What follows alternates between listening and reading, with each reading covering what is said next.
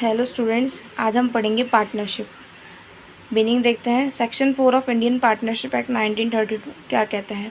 Relationship between person who are agree to share the profit of a business carried by all or any of them action of all. Means क्या कहना चाह रहा है? Relationship between person मतलब जो persons कौन से हैं यहाँ पे? पार्टनर्स, ठीक है। तो उनके बीच में जो रिलेशन है, जो उनका प्रॉफिट शेयरिंग रेशियो है, वो क्या होना चाहिए? सबका म्यूचुअल होना चाहिए, सबकी म्यूचुअल अंडरस्टैंडिंग पे होना चाहिए। दूसरी चीज़, जो बिज़नेस वो कैरी कर रहे हैं, या तो वो सबके थ्रू होना चाहिए, उसको सब लोग कैरी कर रहे हैं, या सब लोगों के लिए कोई एक दो पार्टनर्स भी कर सकते हैं। फिर है essential features of a partnership. तो सबसे पहला है टू और मोर पर्सनस। टू और मोर पर्सनस क्यों? अगर आप कोई एक बंदा फॉर बिजनेस स्टार्ट करता है तो वो कभी भी पार्टनरशिप काउंट नहीं होती है, वो सोल प्रोप्राइटर काउंट होती है। टू और मोर तो हमें समझ में आ गया, पर मैक्सिमम कितने पार्टनर्स होने चाहिए? तो इंडियन पार्टनरशिप एक्ट 1932 में maximum number of partners mention नहीं है, बट कंपनीज एक्ट 2013 में मेंशन किया गया है कि 50 मैक्सिमम नंबर ऑफ पार्टनर्स होंगे। फिर है एग्रीमेंट। एग्रीमेंट क्या है यहाँ पे? एग्रीमेंट ये है कि जो पार्टनर्स बिजनेस कर रहे हैं उनका जो कैपिटल का इंटरेस्ट है, ड्राइंग्स का इंटरेस्ट है, उनका जो सैलरी, बोनस, कमीशन, रेम्यूनरेशन जो भी उनको दिया जाएगा वो कितना होगा, किस डेट पे दिया जाएगा, किस बेसिस पे दिया जाएगा, वो सब कुछ एग्रीमेंट होता है, ठीक है। इन सिंपल वे जितनी भी टर्म्स एंड कंडीशंस है बिज़नेस की, जो भी आपकी म्यूचुअल अंडरस्टैंडिंग पे जो चीज़ें आपने एग्री करी हैं, वो सब चीज़ें किस में आ जाएंगी? एग्रीमेंट में आ जाएंगी। फिर है बिज़नेस। बिज़नेस मीन्स जिस स्पेसिफिक गोल के लिए, जिस एम से आपने अपना बिज़नेस स्टार्ट किया है, पार्टनरशिप की है, वही क्या है? आपका बिज़नेस है। फिर है mutual agency. Mutual agency means आपका जो फर्म है वो तो क्या है? एजेंसी है। जो सारे पार्टनर्स है वो क्या है? एजेंट है। मीन्स सारे पार्टनर्स वर्क करके क्या करते हैं? अपनी फर्म को रिप्रेजेंट करते हैं, इसलिए वो क्या है यहाँ पे? Mutual agency. Share of profit. Share of profit means future में होने वाले प्रॉफिट एंड लॉसेस को आप किस रेशियो में बांटते हैं, वो क्या है? हमारा शेयर ऑफ प्रॉफिट। फिर है लाइबिलिटी ऑफ अ पार्टनर कि पार्टनर की कितनी लाइबिलिटी बनती है। तो पार्टनरशिप के केस में पार्टनर की लाइबिलिटी अनलिमिटेड होती है, मतलब जितना पैसा पार्टनर इन्वेस्ट करता है उसकी लाइबिलिटी उससे ज़्यादा या अनलिमिटेड होती है। फिर है अकाउंट टू बी प्रिपेयर्ड। हम जब पार्टनरशिप पढ़ रहे हैं तो हम उसमें कौन कौन से अकाउंट्स बनाएंगे? तो बेसिकली पार्टनरशिप में 2 ही अकाउंट्स बनते हैं, किसी किसी केस में ही 3 होते हैं, तो हम तीनों ही डिस्कस कर लेते हैं। पहला होता है हमारा profit and loss appropriation.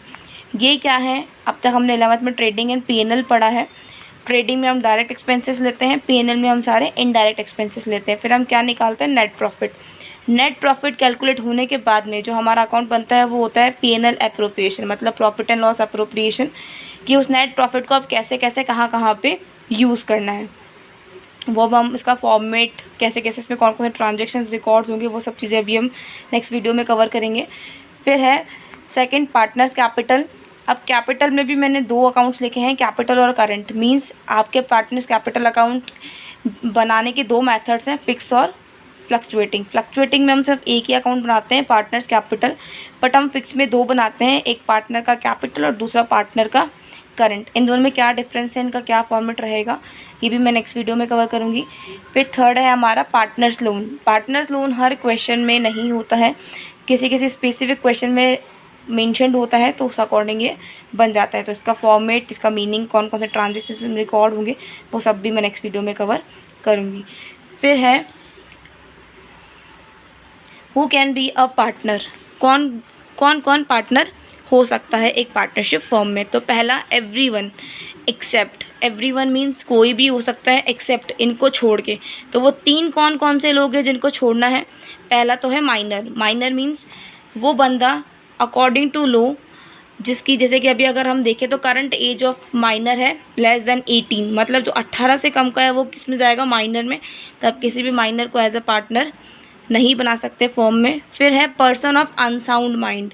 Unsound mind मतलब जो मेंटली फिट नहीं है, डिसीजन लेने में कैपेबल नहीं है, तो आप उसे भी पार्टनर नहीं बना सकते। फिर है person disqualify by law. Disqualify by law मतलब जिसको लॉ अलाउ नहीं कर रही। फॉर एग्जांपल इंडिया और पाकिस्तान में वॉर चल रहा है, तो इस केस में पाकिस्तान क्या है? एनिमी कंट्री है, तो वहाँ का कोई भी पर्सन यहाँ पे पार्टनर नहीं बन सकता। तो वो क्या हो जाएगा उस केस में, पर्सन डिस्क्वालीफाइड बाय लॉ। फिर हम पढ़ेंगे अब पार्टनरशिप डीड। पार्टनरशिप डीड क्या है? पार्टनरशिप डीड वो एग्रीमेंट है जो पार्टनर्स स्टार्टिंग में बनाते हैं पार्टनरशिप के। इसका अनदर नेम होता है आर्टिकल ऑफ पार्टनरशिप। मीनिंग देखते हैं इसका। Partnership come into the existence as a result of an agreement among the partners. Partnership अस्तित्व में ही तब आती है जब सारे पार्टनर्स मिलकर क्या कर लेते हैं, एक एग्रीमेंट बना लेते हैं। The agreement can be either oral और रिटन, बोथ, ये दोनों में हो सकता है, ओरल और रिटन दोनों हो सकता है। बट ज़्यादातर जो पार्टनर्स हैं वो रिटन एग्रीमेंट ही प्रेफर करते हैं, क्योंकि फ्यूचर में अगर कोई भी प्रॉब्लम्स होती हैं तो आप रिटन एग्रीमेंट ही क्या होता है, पेश कर पाते हैं। ओरल तो आपने बोल दिया, टाइम पास हो गया, तो फिर क्या होता है कि आप उस चीज़ को प्रूफ नहीं कर पाते हैं। This agreement which contain terms of agreement is called partnership deed. वो एग्रीमेंट जिसमें पार्टनरशिप के जितने भी टर्म्स एंड कंडीशंस हैं वो सब कुछ कंटेन करी हुई है, उसमें मेंशन्ड है, तो वही क्या है, हमारी पार्टनरशिप डीड है। इसमें बेसिकली फर्म का नाम, पार्टनर्स का नेम, फर्म का एड्रेस, पार्टनर का एड्रेस, आपका जो इंटरेस्ट ऑन कैपिटल है, इंटरेस्ट ऑन ड्राइंग्स है, आपका रेम्यूनरेशन जिसमें सैलरी, बोनस, कमीशन इंक्लूड होते हैं, वो मेंशन्स होता है। डिसॉल्यूशन कैसे होगा फर्म का, वो मेंशन होता है। फर्म कौन सा अकाउंटिंग पीरियड फॉलो करेगी, वो मेंशन होता है। मतलब बिजनेस रिलेटेड जितनी भी चीज़ें हैं जो आप फॉलो करोगे वो सब कुछ उसमें मेंशन होता है। अब in case of absence of partnership deed, अगर फर्म पार्टनरशिप डीड नहीं बनाती है, एग्रीमेंट ही नहीं किया उन्होंने स्टार्टिंग में, तो उस केस में 5 कंडीशंस रहती हैं जो फर्म को फॉलो करनी होती हैं। वो कौन कौन सी है? पहला, no interest on capital will be allowed to partner. किसी भी पार्टनर को उसके इन्वेस्टेड कैपिटल पे इंटरेस्ट नहीं दिया जाएगा। सेकेंड है no interest on drawings will be charge from partners. किसी भी पार्टनर से इंटरेस्ट ऑन ड्राइंग्स नहीं लिया जाएगा। इंटरेस्ट ऑन कैपिटल फर्म देती है क्योंकि पार्टनर ने फर्म में पैसा इन्वेस्ट किया है। इंटरेस्ट ऑन ड्राइंग्स पार्टनर देता है फर्म को क्योंकि उसने फर्म से पैसा विड्रॉ किया है। फिर है profit and loss to be shared equally. हमारे पास कोई रेशो ही नहीं है क्योंकि पार्टनरशिप डीड में ही हम मेंशन करते हैं कि हमारा प्रॉफिट शेयरिंग रेशो क्या होगा। जब डीड ही नहीं है तो उस केस में जो आपका प्रॉफिट शेयरिंग रेशो है वो क्या रहेगा, इक्वल रहेगा। No salary, bonus, commission to be any partner. किसी भी पार्टनर को सैलरी, बोनस, कमीशन नहीं दिया जाएगा। Interest on loan will be paid 6% per annum by the firm. Partner ने कितना ही लोन दे रखा हो, आपकी टर्म्स एंड कंडीशंस तो है नहीं हमारे पास क्योंकि हमने डीडी नहीं बनाई थी, तो इस केस में पार्टनर कितना ही लोन मांग रहा हो, ठीक है, फर्म कितना देगी, सिर्फ उसको 6% पर एनम।